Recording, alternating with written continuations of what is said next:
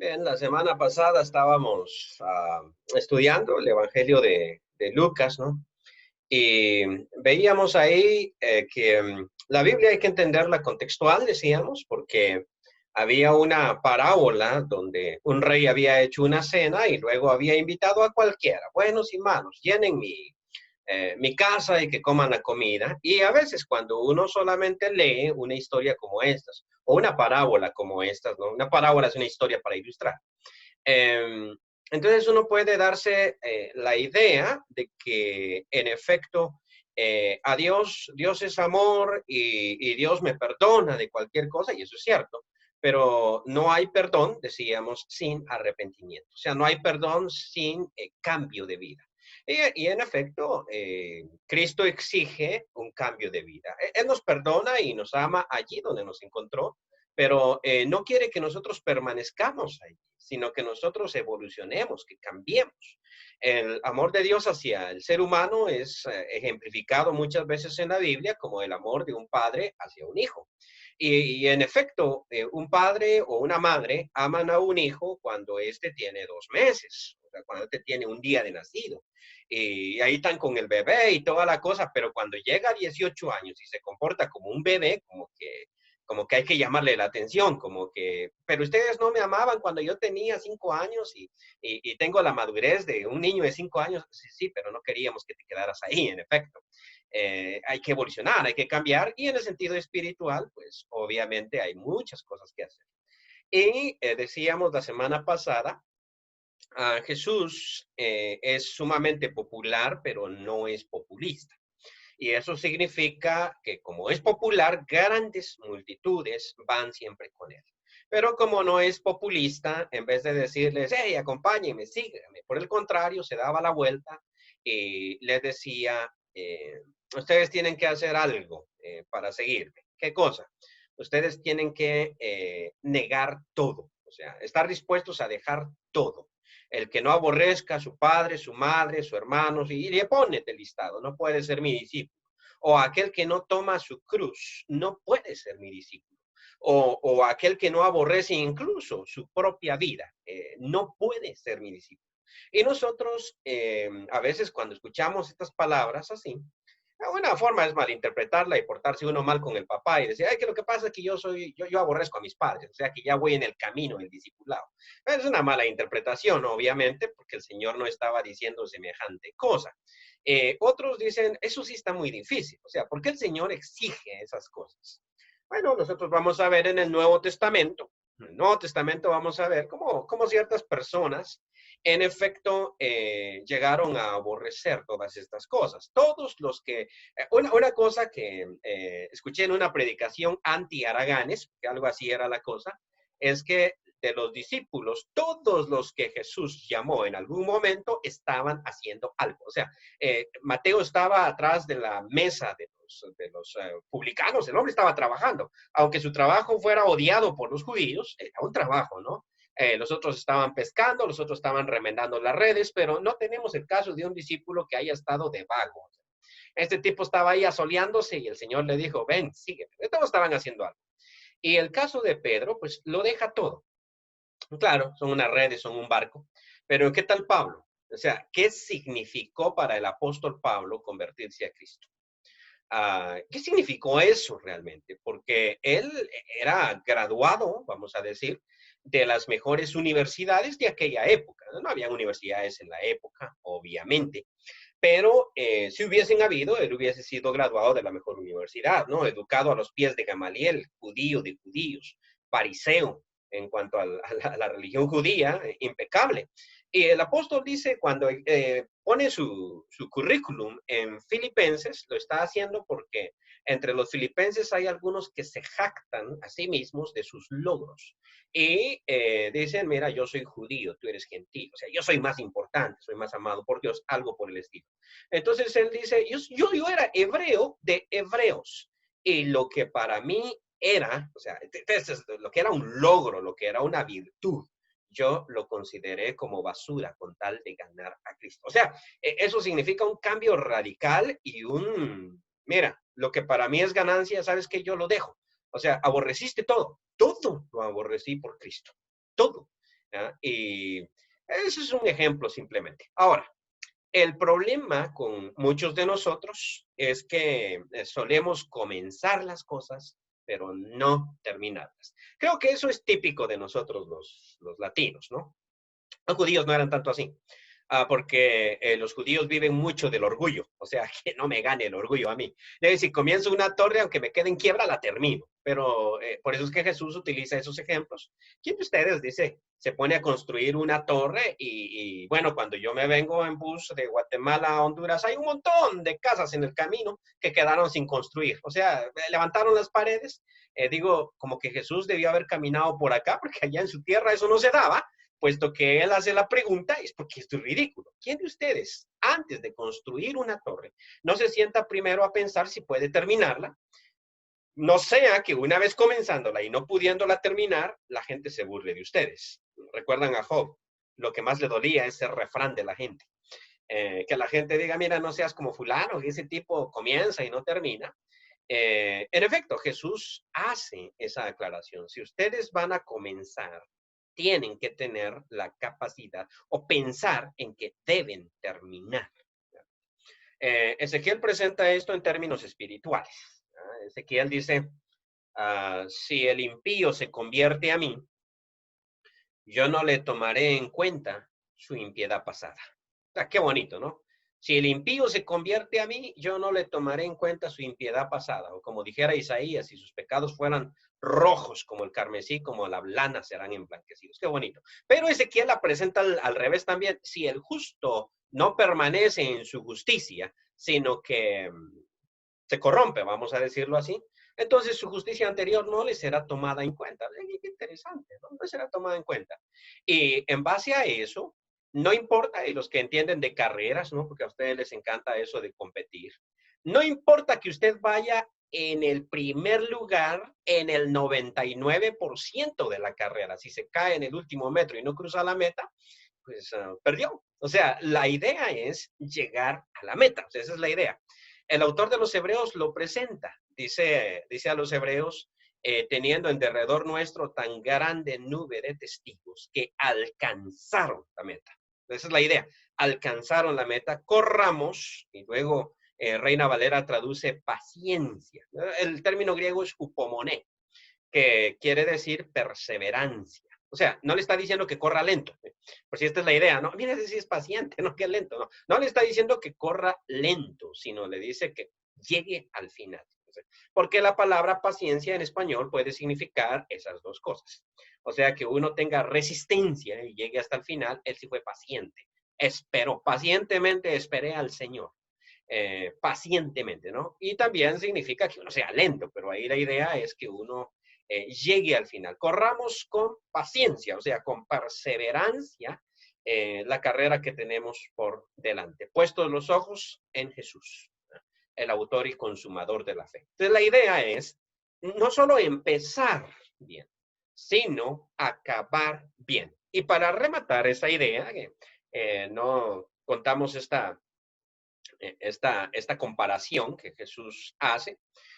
Bueno, repaso aquí el texto. Las multitudes iban y les dice, ustedes tienen que aborrecer a su familia, ustedes tienen que llevar su cruz, porque ¿quién de vosotros queriendo edificar una torre no se sienta primero a calcular los gastos? Todos los judíos hacían esto, por la vergüenza. A ver si tiene lo que necesita para acabarla. O sea, eso es hacer los pachitos y de último, fíjate que se me olvidó comprar sal y me quedé sin presupuesto. ¿Qué tal quedarán sin sal? No sea que después que haya puesto el cimiento y no pueda acabarla, todos los que lo vean comiencen a hacer burla de él. Qué triste para los judíos esto. No, no tanto así, pero el profeta es Eliseo, ¿no? Que era calvo, que los jóvenes le dicen, sube, sube calvo, y es una historia que uno no entiende.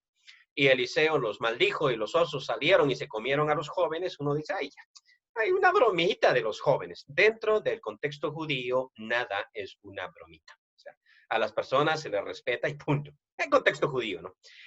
Diciendo, este hombre comenzó a edificar y no pudo acabar. Tal vez no entendemos mucho eso por nuestra cultura. ¿O qué rey al marchar, esto sí lo entendemos, a guerra contra otro rey, no se sienta primero y considera si puede hacer frente con 10,000 al que viene contra él con 20,000.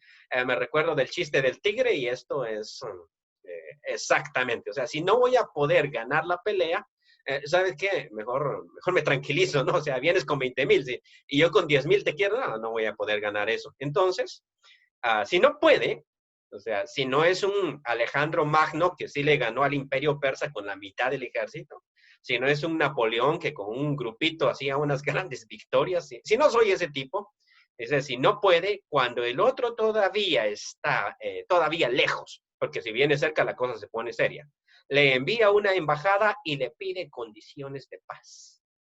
Hagamos la paz. Sí, pero me vas a tener que pagar impuestos. Bueno, está bien, pues. O sea, es que si peleamos voy a quedar peor. O sea, el problema, por eso es que yo soy pacífico, yo no peleo con nadie porque no sea que me ganen. Qué vergüenza, ¿no? Entonces, mejor decir, a mí nadie me ha ganado. Sí, siempre has pedido la paz, pero sigo vivo, ¿no? Y conservo los dientes completos. Okay. Así pues, dice, cualquiera de vosotros que no renuncia a todo lo que posee, no puede ser mi discípulo. Remató, circuló el argumento. Quiere decir que para ser discípulo de Jesús debo renunciar a todo lo que poseo, sí. Pero dicho en términos más claros, debo estar dispuesto a renunciar. Si estoy dispuesto a renunciar, cuando la renuncia se me exija, no voy a tener problemas. O sea, esto no es como, ¿sabes qué? Me vuelvo ermitaño, dejo a la familia, agarro todo, agarro mi cruz y un látigo y me empiezo a pegar por Cristo. No, esa no es la idea. La idea es tenerlo todo, pero estar dispuesto a renunciar a todo para cuando Cristo lo requiera. Los cristianos primitivos experimentaban eso. En efecto, la carta a los hebreos, primera de Pedro, realmente todo el Nuevo Testamento se escribió en ese contexto, pero estas dos que acabo de señalar son llamativas, ¿no? La carta a los hebreos, en determinado momento el autor le dice, Dios no es injusto para olvidar lo que ustedes han hecho. ¿Qué hicieron ustedes? El despojo de sus bienes, ustedes sufrieron con gozo. Por eso es que el despojo de sus bienes, perdón que me esté trabando. O sea, la casita por la que yo trabajé toda mi vida, sí, me la quitaron, sí, porque los cristianos no pueden tener propiedades en Roma. Yo soy de la idea de que la carta a los hebreos se escribió para la iglesia en Roma y está difícil sacarme de eso, pero usted piense cualquier otra ciudad. No se puede tener propiedades, es ilegal. Sí, pero es mi casa, sí, pero no la tiene. Bueno, o renuncia a Cristo, o renuncia a la casa o renuncia a Cristo. Y entonces ellos dicen, bueno, pues renuncio a la casa. Pero en vez de ponerse a llorar en la plaza, dice el autor de los Hebreos, el despojo de sus bienes sufrieron con gozo. Estaban contentos, sabiendo que tenéis mejor herencia en los cielos. Y por eso es que cuando habla de los grandes héroes de la fe, en Hebreos 11, arranca con los famosos, los que hicieron grandes cosas, como Abraham, como qué sé yo, pero luego sigue con otro grupo que no son famosos, pero que realmente vivieron a la altura. Los errantes, que anduvieron de acá para allá, que habitaron en cuevas, porque eso le está pasando a la gente, a la que se escribe Hebreos, que vivieron en cuevas, pobres, desnudos, de los cuales, le dice, este mundo no era digno. Por eso es que Dios les preparó una ciudad. Esta es la idea. Y entonces les dice luego, mira, Jesús, cuando fue vituperado, porque la vergüenza es muy importante para este autor también, él fue sacrificado fuera de la ciudad. O sea, lo sacrificaron, lo crucificaron fuera de la ciudad. Y a continuación les dice, salgamos a él, llevando su vituperio. Olvídese de sus cosas. Bueno, a nosotros no se nos ha requerido al momento tal cosa. No se nos ha requerido. Pero eso no quiere decir que en determinado momento no se requiera. O sea, es que el problema, el detalle es, si llega el momento en que se requiere, entonces sabremos de qué está hecha la persona. O sea, de qué estoy hecho yo. No sé, ¿cómo están mis defensas? Bueno, yo creo que bien, pero el coronavirus decidirá. O sea, esa es la cuestión. Muestra de qué estoy hecho. La prueba muestra de qué estoy hecho. Y por eso es que la fe, dice Primera de Pedro, ¿no? Se prueba con fuego. O sea, el oro se prueba con fuego. Y la fe es probada con la persecución. Y ahí es donde uno sabe de qué está hecho el hermanito. O sea, ¿de qué están hechos estos? Pues de una casa. Pero nunca en tu vida vas a tener una, si tardaste 60 años por conseguir esta y solo te quedan como 3 de vida, o sea, ¿dónde vas a conseguir otra? El Señor tiene algo mejor para ti. Es que el Señor tiene una ciudad, dice el texto de los Hebreos, ¿no? Les preparó una ciudad. Eh, no importa de qué sea, lo importante es que allí hay justicia. Este es el punto principal, donde mora la justicia. Y bueno, entonces Jesús, después de presentar esto, dice, te voy a contar una parábola, aquí una comparación, ¿no? Una parábola quiere decir comparación. Dice, buena es la sal, dice. ¿En serio? Buena es la sal. Por increíble que parezca, la sal que para nosotros es tan cotidiana, el café, por ejemplo, que para ustedes es tan cotidiano, hubo una época en que era bebida solamente de los reyes. Nadie más bebía café. Los árabes tenían el café, pero nunca daban semilla. O sea, la semilla no la vamos a dar, solo les damos el producto. Eran inteligentes los hombres y el café se pesaba con oro.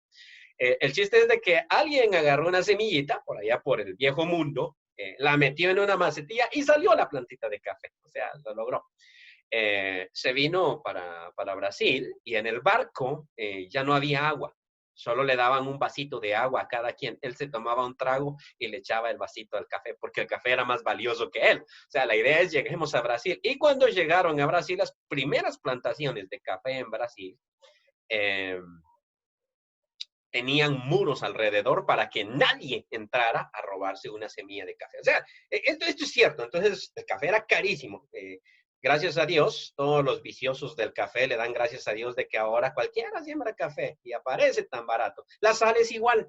¿Qué casa no tiene sal? O sea, ¿qué casa no tiene sal? Pero en la antigüedad no era así. La sal, se supone que en la Europa antigua, el precio de la sal equivalía al precio del oro. O sea, más o menos equivalente. Esa es la idea. Tanto así que a los soldados romanos, esto ya después, ahorita estoy hablando antes, 1500 años antes de Cristo, después a los romanos, a los soldados romanos, les pagaban su salario con sal. De ahí viene la palabra salario. Salarium quiere decir sal en latín. Y luego de ahí viene la palabra salario. O sea, porque a los soldados romanos, en vez de pagarle con monedas, le daban su bolsita de sal. Tengan su bolsita de sal. Eso era valioso, o sea, eso era caro. O sea, y no solo caro, sino estable. Y no solo estable, de mala calidad. O sea, los romanos hoy en día nos envidiarían a nosotros. ¿Por qué? Porque la sal que nosotros tenemos es de gran calidad. La de ellos no. No la sacaban del mar. ¿De dónde la sacaban? De las minas. O sea, no se habían pescado cómo sacarla. Es que el mar está tan lleno de sal. Viendo un documental sobre sal, decía el documental, yo no sé de esto, que si sacaran toda la sal que está en el océano y la pusieran sobre la corteza terrestre, sería de 120 metros de altura la capa de sal. O sea, así de sal hay en el océano. Pero no se la habían pescado los romanos. Entonces ellos sacaban la sal de las minas. De hecho, hay un pueblo en Alemania que es un pueblo soñado donde a mí me gustaría pasar mis últimos días, excepto por la familia, ¿no? Pero que es tan bonito, se llama, se me olvidó ahorita el nombre, Salthetz. Es en alemán, no, eso es en Austria. El pueblo era rico porque tenía minas de sal. O sea, ahí sacaban la sal de Europa en un solo lugar. Entonces era de mala calidad, estaba mezclada con arena y muy cara y muy necesaria.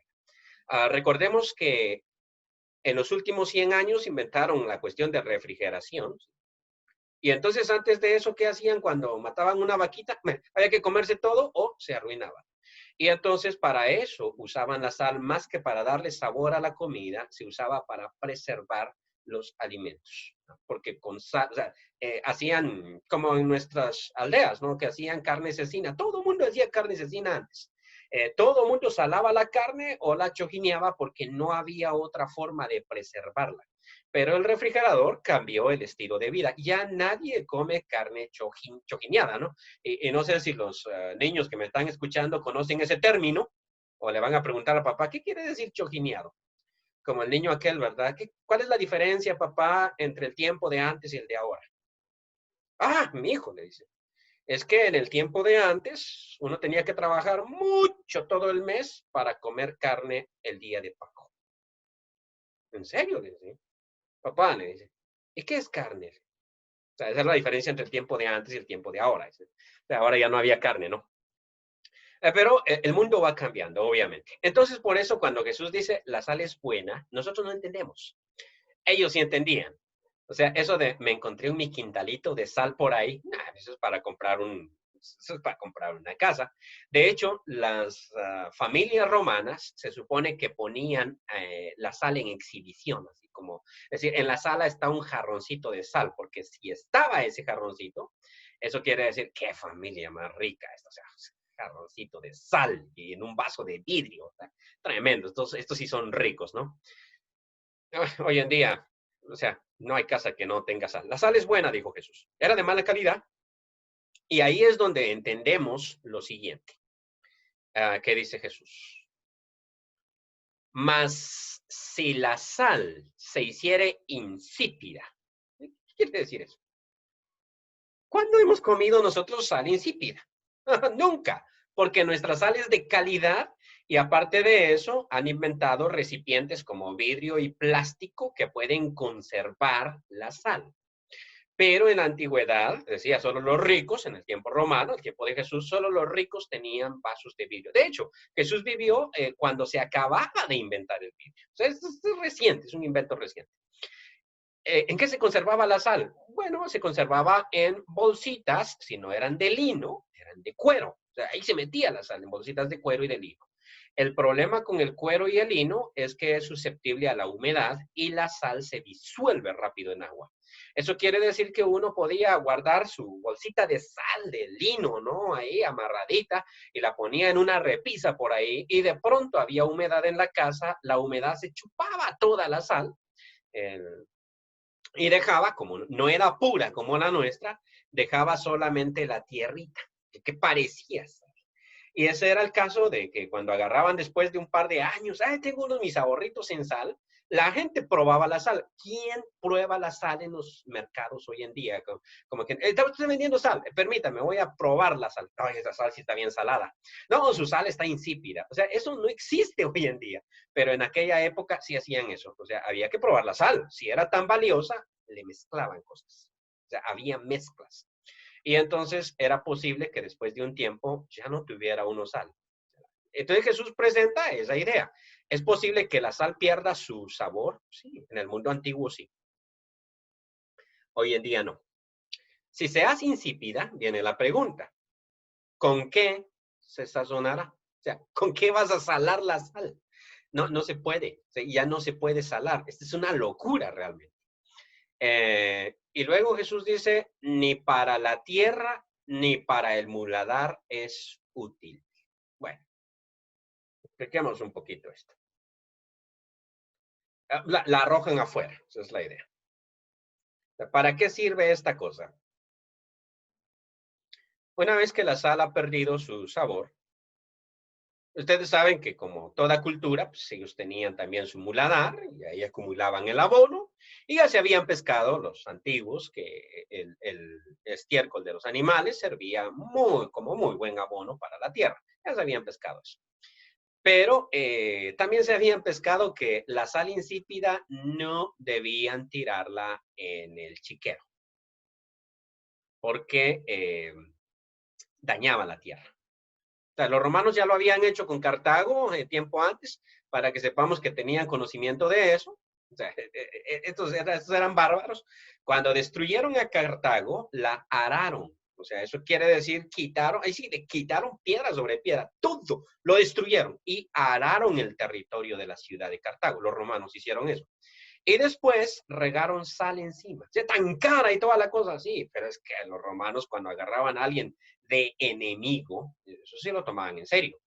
En el 135, cuando fue la última rebelión judía contra los romanos, 135 años después de Cristo, precisamente los expulsaron a todos de Jerusalén y era prohibido que un judío entrara a Jerusalén. O sea, era prohibido, ahí había puro gentil, ¿no? En el año 135. Bueno, lo que hicieron con Cartago fue arar la ciudad y luego tiraron sal para que nada creciera allí, sino que quedara como un desierto. Ni siquiera las plantas podían crecer. Ya se lo habían pescado, obviamente, era sal buena la que ellos regaron ahí, pero cuando uno tenía sal insípida tenía que tener cuidado porque si tira eso en el chiquero, resulta que eso no va a servir para sembrar. O sea, este abono va a destruir el cultivo.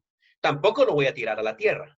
Pero los romanos habían hecho su pavimento con piedras y se habían dado cuenta que en medio de las piedras, cualquiera que vive en calle empedrada va a notar esto, entre los empedrados surge el pasto, o sea, sale el pasto y destruye la calle. Entonces, la sal que no servía, sí la arrojaban a la calle, porque servía para matar el pasto que crecía entre las piedras, ¿no? O sea, para mantener el camino bonito había que regar sal. Y entonces por eso es que Mateo dice no sirve más que para tirarla a la calle y que sea pisoteada por los hombres. Por eso es que los hombres pisotean porque la tiran en el camino, ¿no? Y aquí Jesús está diciendo más o menos algo semejante. Mira, la sal cuando ha perdido su sabor ya no sirve para nada. No es ni para la tierra, ni para el muladar, por lo que he explicado, ya no es útil. La arrojan afuera, ¿dónde afuera? Pues a la calle, ¿no? Y luego dice, el que tiene oído para oír, oiga. Bueno, ¿qué significa?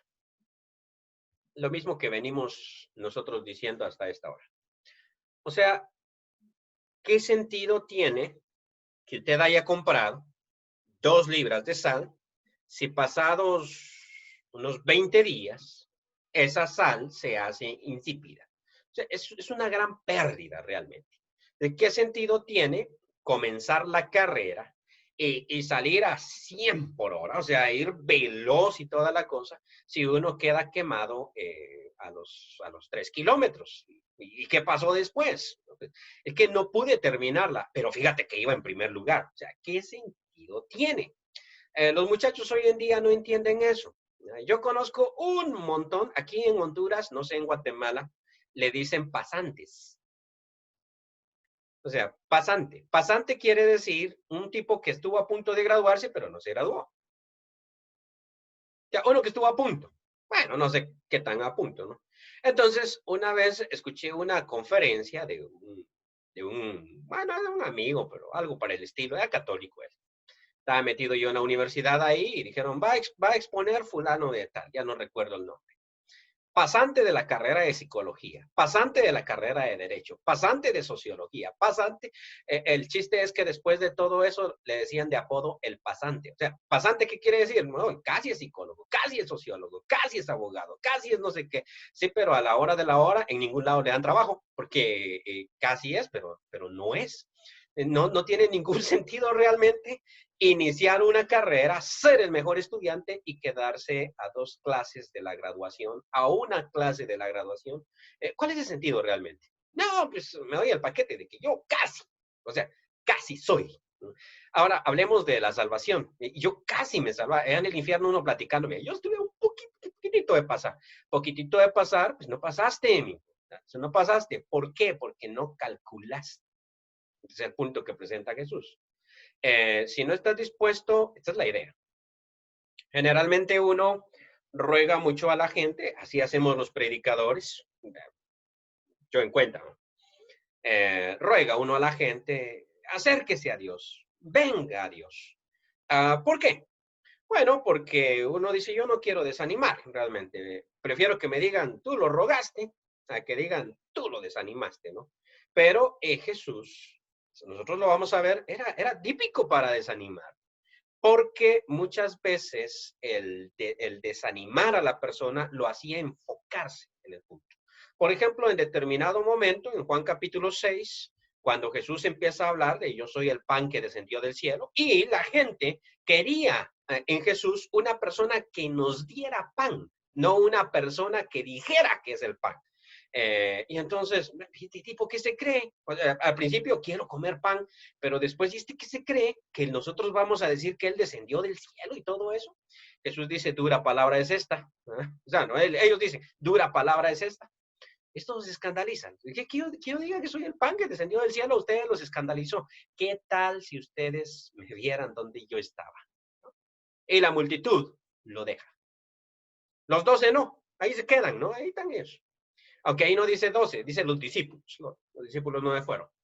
Y uno esperaba que Jesús le dijera, yo invito a yo invito a las aguas, ustedes que se quedaron, están todos cordialmente invitados, gracias por quedarse. Por el contrario, se les queda mirando y les dice, bueno, ¿y ustedes se van a ir o qué? O sea, ustedes no quieren irse. Y es ahí donde Pedro, en Juan, siempre pega puntadas, ¿no? Dice, Señor, ¿y a quién iremos? ¿Mm? ¿Por qué habían llegado todos en Juan 6? Habían llegado porque le dicen a Jesús, Maestro, ¿dónde te metiste? Te buscamos, ¿dónde estuviste? Y Jesús les dice, ustedes me están buscando por el pan, ni siquiera por la señal, ni siquiera por curiosos, porque realmente la palabra es grosera, pero le dice porque se hartaron. Claro, la Reina Valera lo pone porque se saciaron. Es diferente, ¿no? Pero el griego es grosero, porque se hartaron, ¿no?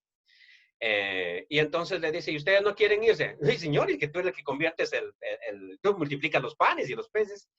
Pedro le dice, ¿a quién iremos? Solo tú tienes palabras de vida eterna. Ya, puntada, ¿no? Y Jesús, esa era la respuesta que estaba buscando. ¿Estás dispuesto a dejarlo todo? No importa. Si pasamos hambre, sed, necesidad, Pedro no va a abandonar al Señor. Nunca lo va a hacer. Lo va a hacer cuando se asusta, sí es cierto, pero más adelante no lo hará jamás. O sea, volverá a él con mayor fuerza. Y no lo va a dejar por ninguna de estas cosas porque él ha entendido perfectamente que al Señor no se le busca por pan, por peces, sino porque solamente él tiene palabras de vida eterna. Y nosotros hemos comprendido, dice, y sabemos que tú eres el Cristo. Entonces, no hay forma en que Pedro retroceda. Y eso es lo que Jesús quiere, precisamente.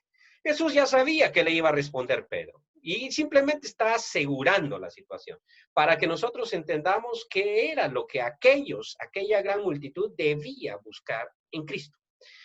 En este caso, si yo busco a Jesús porque pienso que el Señor puede mejorar mis negocios, estoy perdido de entrada.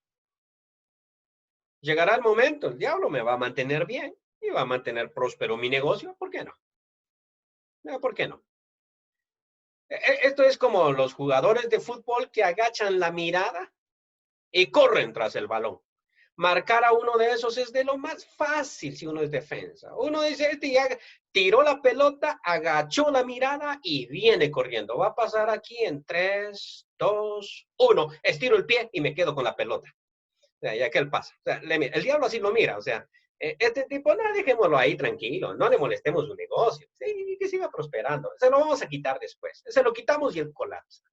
Si nosotros buscamos a Jesús para que bendiga nuestra familia y nuestros hijos crezcan en Cristo y sean obedientes y todo lo demás, olvídense, va a salir la ovejita negra. Va a aparecer ahí y nosotros vamos a seguir negando, o vamos a terminar negando, perdón, vamos a terminar negando a Jesús precisamente porque lo buscamos por lo equivocado. Voy a buscarlo porque así mi marido se va a componer. Ese nunca se va a componer. ¿Y qué? ¿Es que Cristo no es capaz de cambiarlo? Claro que es capaz, pero Dios nos da libertad. O sea, nunca nos va a obligar a hacer. Esa es la libertad. Si de Dios dependiera, nos cambiara a todos en un abrir y cerrar. No, simplemente nos da libertad y Él no va a cambiar. ¿No? Jesús no se lo va a cambiar. Usted tiene que estar dispuesta a servir a Jesús a pesar del mal marido que no le dio Dios, sino que usted escogió. Porque nosotros cogemos a la pareja. O sea, eso que quede claro. Pero en fin. Entonces, ¿qué debo hacer? Bueno, busca a Jesús. Busca a Jesús por lo que debes buscarlo. Porque tiene palabras de vida eterna. Y entonces no importa. Y cuando yo encuentro eso en Jesús, cuando encuentro las palabras de vida eterna, Cuando encuentro aquello que no había estado, que no había encontrado en ningún otro lugar. Cuando yo lo logro encontrar. Entonces, no importa todo lo demás. El que encontró el tesoro en el campo, vendió todo lo que tenía y gozoso compró el campo.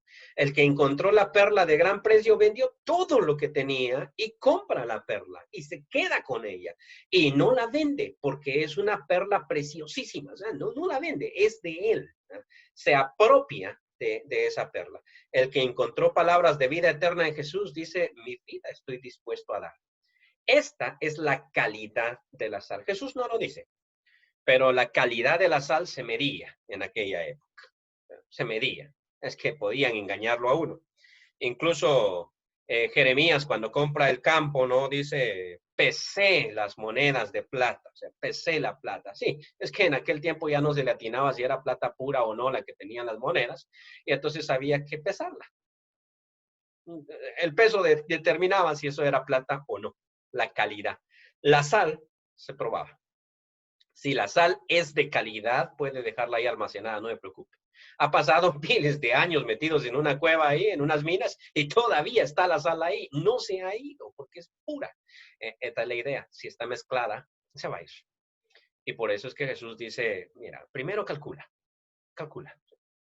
Ahora, ¿significa Jesús, tú no quieres que yo te siga?